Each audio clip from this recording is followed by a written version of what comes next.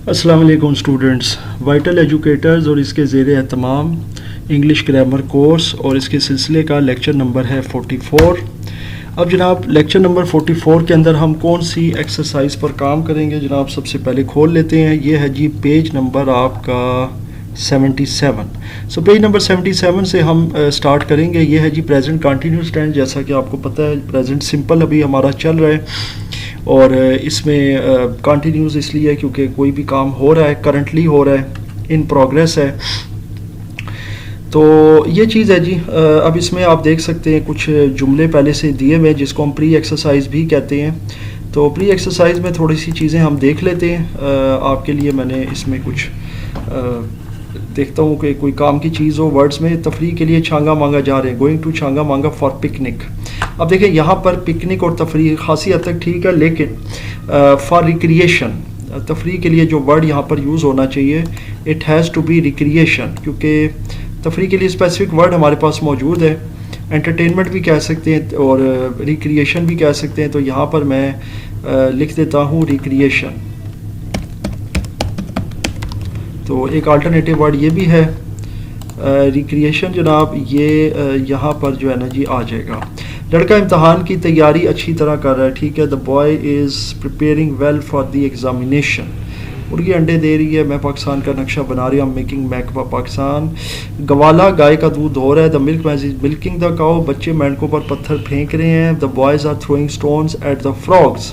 अब यहाँ देखें, यहाँ पर लफ्ज़ है बच्चे, ये आप देख सकते हैं, और इससे आगे इसकी जो ट्रांसलेशन है उसमें बॉयज़ आया हुआ है। तो इसको आप जाहिर है कि फिर चिल्ड्रन कर दें, क्योंकि डेफिनेटली बॉयज़ अप्रोप्रिएट है लड़कों के लिए। तो चिल्ड्रन यहाँ पे ठीक होगा। Children are throwing stones at the frogs. मेरे साथी मेरी हिम्मत बंधा रहे हैं, my friends are encouraging me. बंधा रहे हैं, ये थोड़ा सा वर्ड गलत हो गया जनाब। उर्दू की किताबत में बाज़-औक़ात हो जाती है कंपोजिंग में गलती। तो एक मिनट, इसको मैं आपको इस तरह समझा देता हूँ। ये देखें, तो बंधाना, तो इसका ज़रा आपको मैं बता देता हूँ कि क्या मामला होगा। देखें, ये लफ्ज़ होता है बंधाना, इसके साथ ये दो चश्मी है आ जाती है, तो ये पूरा लफ्ज़ बन जाता है बंधाना। तो ये लफ्ज़ है जी। तो ये बंद हा, तो थोड़ा सा ये अलग हो गया। हा जो है वो रहे के साथ आ गया, तो थोड़ा सा ये कंपोजिंग में मामला आ गया। माहीगीर मछलियाँ पकड़े, the fisherman are catching fish. ठीक है, ये भी जुमला। इसके साथ आप यूँ भी कर सकते हैं, the fisherman are fishing. Simple, ये भी वर्ड यहाँ पर अप्रोप्रिएट है। यहाँ पर मैं लिख देता हूँ fishing, sorry, I am gonna change the keyboard. तो फिशिंग का लफ्ज़ आ जाएगा जी, और it is much more appropriate for fisherman, ये एसोसिएट हो जाता है इनके साथ। अच्छा जी, अमजद घड़ी को चाबी दे रहा है, Amjad is winding the watch. बिल्कुल ठीक हो गया जी। वाइंड करना, चाबी देने को कहते हैं वाइंड करना। इसके अलावा कोई मोटर वगैरह में अगर तार वगैरह वाइंडिंग अगर हो तो उसे भी वाइंडिंग कहा जाता है, मतलब वो भी एक लफ्ज़ होता है। उसके लिए भी यही स्पेलिंग और यही लफ्ज़ है। पुलिस कातिल के पीछे भाग रही है, the police is running after the murderer. बिल्कुल ठीक हो गया। हम एक नई किताब छाप रहे हैं, we are printing a new book. ये कपड़ा सस्ता बिक रहा है, this cloth is selling cheap. अमीर आदमी खैरात दे रहा है, the rich man is giving arms. ठीक है, आम भी कह सकते हैं, आर्म्स कोई मसला नहीं है। फ़कीर सिक्के गिरा, the bagger is counting coins. वो नलके की टूटी खोल रहा है, is turning the tap on. ठीक है, टूटी का लफ्ज़ यहाँ पर एक छोटी सी मिस्टेक और आ गई है जनाब, कि किताबत की, एक बार फिर लिखने की, कंपोजिंग की, what ever you call it. तो ये भी आपको मैं बता देता हूँ। वैसे ही उर्दू की क्लास नहीं है, लेकिन मेरी कोशिश है कि आपको ये साथ साथ बताया जाए। और ये लफ्ज़ होता है, ये लफ्ज़ होता है जी टूटी। तो ये है जी लफ्ज़ टूटी, नून के साथ आता है, तो वहाँ पर लफ्ज़ आ गया है टूटी। मैं अपनी घड़ी तलाश करूँ, I am looking for my watch. बिल्कुल ठीक हो गया जनाब। तो इसके बाद आगे चलते हैं अपनी एक्सरसाइज की तरह, which is on I think page number 77। देखते हैं जी, नहीं 78 है। सो पेज नंबर 78 से अब हम स्टार्ट करने लगे अपनी एक्सरसाइज, और इंशाअल्लाह अज़ीज़ अब हम जाते हैं जी अपनी एक्सरसाइज की तरफ, which is gonna start as class number 44।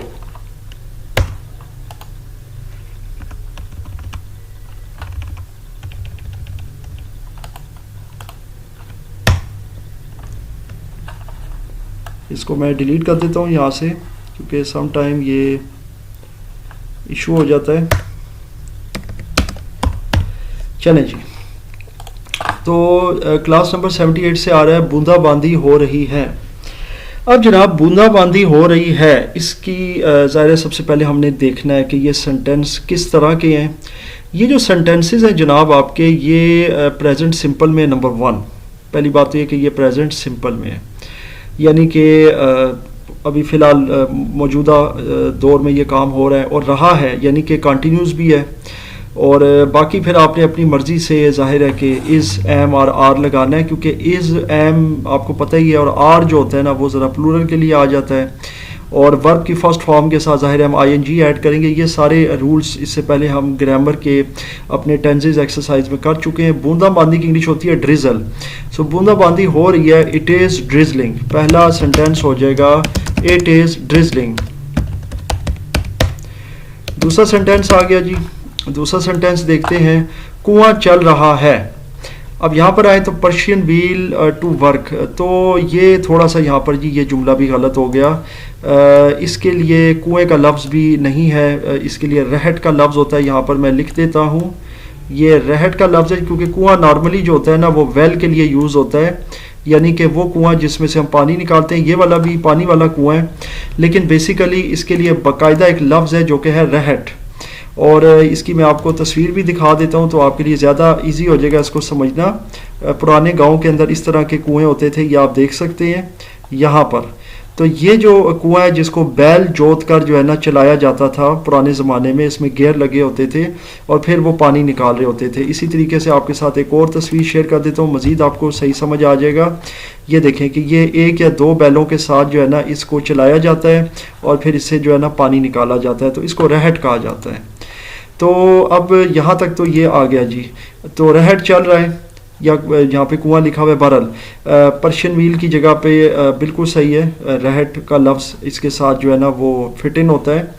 चल रहा है तो वर्किंग भी कह सकते हैं, बिल्कुल सही है, क्योंकि चलने को यहाँ पे हम ये नहीं कहेंगे वॉकिंग, क्योंकि वो इंसान के लिए ज़्यादा बेहतर है लफ्ज़, या किसी जानवर मतलब किसी लिविंग चीज़ के लिए। तो कुआं चल रहा है तो इसकी इंग्लिश हो जाएगी पर्शियन व्हील इज़ वर्किंग।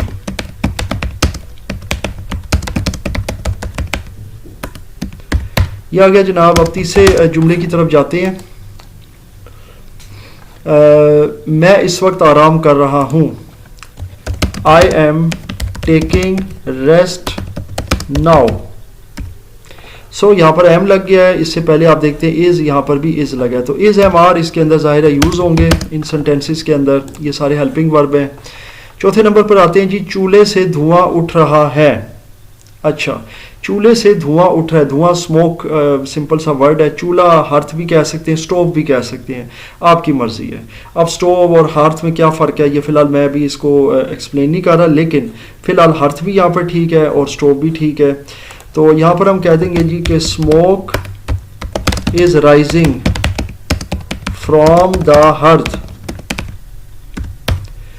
अब आते हैं जी सेंटेंस नंबर 5 की तरफ, और वो है हम पुराने सिक्के जमा कर रहे हैं। पुराने सिक्के सारे ओल्ड कॉइन्स, और हम यानी वी, तो इसके साथ आर लग जाएगा क्योंकि प्लूरल है। We are collecting old coins. ये आ गया जनाब। उसके बाद छठे नंबर पर आते हैं और देखते हैं यहाँ पर क्या है। मुझे चक्कर आ रहे हैं, I am feeling dizzy, I am feeling dizzy, sorry feeling आ गया, आई एम फीलिंग डिजी। सो जनाब ये आ गया जी। और इसके बाद नेक्स्ट सेंटेंस देखते हैं, मुझे चक्कर, आप अपने दोस्त को अलविदा कह रहे हैं। अलविदा कहने का मतलब है सी ऑफ करना, ठीक है, या गुड बाय कहना भी हो सकता है। यहाँ देखते हैं क्या लिखा हुआ है, टू से गुड बाय, ठीक है। आप अपने दोस्त को अलविदा कह रहे हैं, you are saying good bye to your friend, you are saying good bye to your friend. जो है इसमें बाय का अगर आप देखें वर्ड तो ये BYE होगा, BUY नहीं होगा। अक्सर बच्चे गलती से BUY लिख देते हैं, उसका मतलब होता है ख़रीदना। सेंटेंस नंबर 8 की तरफ चलते हैं जनाब। सेंटेंस नंबर 8 है वो दरिया में गोता लगा रहे हैं। गोता लगाने को कहते हैं डाइव करना। So he is diving in the river, वो दरिया में गोता लगा रहे हैं। सेंटेंस नंबर 9 आ गया जी। सेंटेंस नंबर 9 है बच्चे शोर मचा रहे हैं। बच्चे ज़ाहिर है कि चिल्ड्रन आ जाएगा, are making noise, children are making noise. अब 10वें नंबर पर आ गया जी। 10वें नंबर पर है आपका अकबर गंदम काट रहा है। Akbar is harvesting wheat. और इसी से रिलेटेड आपको मैं बता देता हूँ, मेरे इससे पिछले लेक्चर में गलती है जहाँ पे मैंने शायद कल्टीवेटिंग का लफ्ज़ यूज़ किया है। गंदम काटने को या फसल काटने को हार्वेस्ट करना कहते हैं, तो वहाँ पर मैंने हार्वेस्ट ही लिखा था, फिर मैंने इसको कल्टीवेट लिख दिया। कल्टीवेट में ये होता है कि एक मशीन के ज़रिए भी आप जो है ना वो चीज़ों को अलग अलग छांटते हैं, जैसे कल्टीवेटर भी कहा जाता है। तो बहरहाल वो हार्वेस्ट का लफ्ज़ जो है ना वो ज़्यादा फिट इन है। अकबर इज़ हार्वेस्टिंग वीट, तो ये मैं इसीलिए करेक्शन अपनी भी कर रहा हूँ कि इससे पिछले लेक्चर में मैंने गलती से हार्वेस्टिंग की जगह कल्टीवेट लिख दिया। वहाँ पर भी आई थिंक गंदम काटना या कोई फसल काटना ही था, जहाँ तक मुझे याद पड़ता है। सो उसको आप करेक्ट कर लीजिएगा ख़ुद भी। बाज़ औक़ात ये होता है कि हम लोग एक फ़्लो में कई दफ़ा लिख जाते हैं, वो नहीं पता चलता, लेकिन मैं इन चीज़ों की हमेशा केयर ज़रूर करता हूँ गलतियों की, क्योंकि अगर हम गलतियाँ करेंगे तो फिर स्टूडेंट ज़ाहिर है उसी को फॉलो करेंगे। Akbar is harvesting wheat. इसके बाद आ गया जी हमारे पास औरत दूध उबाल रही है। सो औरत women is boiling the milk. Women is boiling milk भी कह सकते हैं, ज़्यादा बेहतर है। और उसके बाद आ जाए 12वें नंबर पर, देखते हैं कौन सा सेंटेंस है। तुलबा स्कूल को सजा रहे हैं। सजाना कहते हैं डेकोरेट करना, तो तुलबा students are decorating the school. Students are decorating the school. अब 13वें नंबर पर आते हैं जी। 13वें नंबर पर है वो मुझे मिलने आ रहा है। He is coming to meet me, वो मुझसे मिलने आ रहा है। अच्छा जी, इसके बाद है जी वर्ड, ज़रा सारे सेंटेंस आसान है। हुकूमत नए स्कूल खोल रही है। गवर्नमेंट, गवर्नमेंट में एन साइलेंट होता है लेकिन लिखा जाता है, सो GOVERN। Government is opening new schools. इसके बाद आते हैं जी सेंटेंस नंबर 15 की तरफ। देखते हैं जी इसमें कौन सा सेंटेंस है। पाकिस्तान दिन दुगनी और रात चुगनी तरक्की कर रहा है, तो ये एक मुहावरतन है। Pakistan is making progress by leaps and bounds. तो ये लीप्स एंड बाउंड्स मुहावरा है, दिन दुगनी रात चुगनी तरक्की करना। सो ये जनाब एक हमारी सेंटेंस एक्सरसाइज हो गई है जनाब। आई एम श्योर कि आपको समझ आ गई है। और अब हम चलते हैं जी नेक्स्ट, जो हमारे पास एक प्री एक्सरसाइज पड़ी हुई है। इसमें क्या है, इसमें भी ज़ाहिर इज़मार है ऑब्वियसली। इसमें नेगेटिव में ये होता है कि नॉट पहले लग जाता है इनसे पहले, जैसे रिक्शा इस तरफ नहीं आ रहा है, लोग हवाई अड्डे पर नहीं जा रहे हैं, तो नॉट जो है ना वो लग जाता है इज़मार के बाद। जैसे रिक्शा इज़ नॉट कमिंग। अब ये लफ्ज़ होता है रिक्शा, इसको अक्सर लोग रक्षा कहते हैं, मतलब है कि इसके साथ ज़बर नहीं है बल्कि ज़ेर के साथ है रिक्शा। और ये इंग्लिश का ही लफ्ज़ है रिक्शा, और इसको उर्दू में भी रिक्शा ही कहा जाता है, लेकिन मैं फिर कह रहा हूँ कि गलती से कई लोग इसको रक्षा कहते हैं। यह बहुत ज़्यादा जो रिक्शा ड्राइवर्स हैं माज़रत के साथ, वो इसको रिश्का भी कहते हैं। बारा जी अब इसमें देख लेते हैं कोई ऐसे वर्ड्स या कुछ सेंटेंस हो। मैं इसको राज नहीं बता रहा, I am not telling him the secret, बच्चे शो नहीं, children are not making a noise. वो मुस्कुरा नहीं रही है, शी इज़ नॉट स्माइलिंग। कुत्ते हड्डी पर नहीं लड़ रहे हैं, the dogs are not fighting over the bone. हम जायदाद तकसीम नहीं, you are not dividing the property. तुम अपने साथी से तामुन, you are not cooperating with your companion. बिल्कुल सही है जी। साथी की जो इंग्लिश बेहतर हो सकती है वो पार्टनर या कंपेनियन हो सकता है। आप पार्टनर भी लिख सकते हैं, कंपेनियन भी लिख सकते हैं। शरीफ आदमी तुम्हें हकारत से नहीं देख रहा है, द नोबल मैन, ठीक हो गया, is not looking down upon you. Gentleman भी यहाँ पर हो सकता है, ज़्यादा बेहतर होगा शरीफ आदमी के लिए। जेंटलमैन भी ठीक है, यहाँ पर मैं इसका इक्विवेलेंट वर्ड लिख देता हूँ। सो ये आ गया जी जेंटलमैन। और ये ज़ाहिर अप्रोप्रिएट वर्ड है, वो ख़तरे का सामना दही सही कर, is not facing the danger bravely, सही है। यहाँ पर ये ज़ाहिर है कि बहुत सारे जो वर्ड्स हैं वो एडवर्ब के तौर पर लग रहे हैं। ये देखें ब्रेवली, क्योंकि फेस करना, सामना करना, तो ब्रेवली जो है ना ये एडवर्ब है जो इसको क्वालिफाई कर रहा है, इस वर्ब को। ड्राइवर मोटर कार तेज़ नहीं चला रहा है, the driver is not driving the car fast, मैं बकरी का दूध नहीं निकाल रही हूँ, I am not milking the goat. बच्चे तितलियाँ नहीं पकड़ रहे, children are not catching butterflies, मैं वक्त ज़ाया नहीं कर रहा हूँ, I am not wasting time. चलें जी, अब 3-4 सेंटेंस ये भी कर लेते हैं इस लेक्चर के अंदर, फिर बाकी के इंशाल्लाह नेक्स्ट लेक्चर के लिए छोड़ देते हैं। आप मुझे अपना पता नहीं बता रहे, नेगेटिव सेंटेंसेस हैं वही हैं प्रेजेंट कंटिन्यूस, सॉरी प्रेजेंट जो आपके कंटिन्यूस में चल रहे हैं, लेकिन मसला ये कि इसमें नेगेटिव सेंटेंसेस हैं। सो आप मुझे अपना पता नहीं बता रहे हैं, you are not telling me your address. तो ये एक और एक्सरसाइज हमने स्टार्ट की है ऑन पेज नंबर, चेक कर लेते हैं जी कौन सा पेज है, 79। सो 79 पेज पर है जी ये। सो स्टार्ट करते हैं जी। पहला सेंटेंस, आप मुझे अपना पता नहीं बता रहे हैं, you are not telling me your address. Simple हो गया जी। कंटिन्यूस और नेगेटिव है, यानी कि ये सारे नेगेटिव सेंटेंसेस है। वो जुलूस की क़यादत नहीं कर रहा है, क़यादत कहते हैं लीड करना, he is not leading the procession. तो ये आ गया जनाब। यहाँ पे अक्सर बच्चे या इवन टीचर्स भी लफ्ज़ इस्तेमाल कर देते हैं मॉब का, कि वो क्योंकि मॉब भी अक्सर जुलूस को कहा जाता है, लेकिन याद रखिएगा कि मॉब का लफ्ज़ जो होता है ना वो किसी और तरह का लफ्ज़ है, क्योंकि बाकायदा तौर पर लोगों का एक जगह पे इकट्ठा होना जुलूस की शक्ल में किसी भी तरह का, जैसे अभी माशाल्लाह ईद मिलादुल नबी है तो इसका भी जुलूस का एहतमाम होगा मुख्तलिफ गली मोहल्लों में। तो ये जो प्रोसेशन होता है ना बेसिकली उसके लिए पॉजिटिव मीनिंग में यूज़ होता है जुलूस के लिए। वेयर जो मॉब होता है ना ये किसी हद तक नेगेटिव मीनिंग में यूज़ होता है, क्योंकि इसका मतलब ये होता है कि लोगों का किसी जगह जुलूस की शक्ल में जाना, एहतजाज करना या इकट्ठे होकर किसी बात पर कोई भी मतलब हजूम इकट्ठा हो जाना, इसको उर्दू में आप हजूम भी कह सकते हैं। सो जुलूस के मानों में ये किसी हद तक पॉजिटिव नहीं है। आते हैं जी तीसरे नंबर पर, गवर्नर जलसे की सदारत नहीं कर रहा है, governor is not presiding the, अब देखते हैं कि क्या लिखा हुआ है, जलसे की, ठीक है यही वाला वर्ड आ जाएगा प्रोसेशन। अच्छा जी, गवर्नर जलसे की सदारत नहीं कर रहा है। सदारत का जो मतलब होता है वो होता है प्रिसाइड करना, सदर कहते हैं प्रेसिडेंट को। यहाँ पर लिखा हुआ है टू लीड, तीसरे नंबर पर यहाँ पर है और इसकी सदारत का नहीं लिखा हुआ, ठीक है। वो दयानतदारी से काम नहीं कर रहा है।